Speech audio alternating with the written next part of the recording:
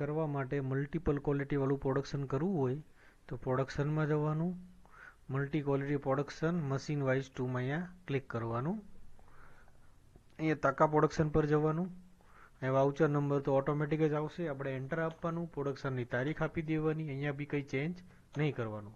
અહીંયા આપણે machine number લખીને એન્ટર મારશું એટલે એ મશીન પર જે ક્વોલિટી લાગેલી હશે તે આપણે આવી જશે. આપણે જ્યારે ભીડાણ કરતા હશું ત્યારે તમને નીચે જો અહીંયા ગ્રે ક્વોલિટી પૂછેલું હશે, અહીંયા તમે જે ક્વોલિટી દર્શાવેલી હશે તે ક્વોલિટી અહીંયા આવી જશે. તાકા નંબર બી ઓટોમેટિક આવી જશે. પછી જો અહીંયા આપણે ક્વોલિટી ચેન્જ કરવી હોય મેન્યુઅલી તો બી આપણે અહીંયા ચેન્જ કરી શકશું, અને જે ક્વોલિટી રાખવી હોય તે રાખી બી શકાશે. અને એન્ટર કરશો એટલે અહીંયા તાકા નંબર આવી જશે, એના મીટર આપી દેવાના, એનું વજન આપી દેવાનું, એટલે એક કયો બીમ લાગેલો છે એની ડિટેલ બી અહીંયા આવી જશે. મશીન નંબર બીજું તેની બીજી ક્વોલિટી ઓટોમેટિક આવી જશે.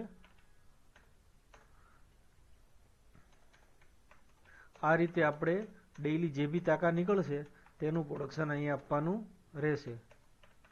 જ્યારે આપણે બધા તાકાની એન્ટ્રી ફિનિશ થઈ જાય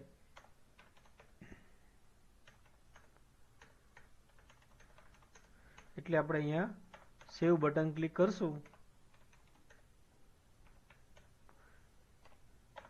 એટલે આપણા પ્રોડક્શનની એન્ટ્રી અહીંયા સેવ થઈ જશે.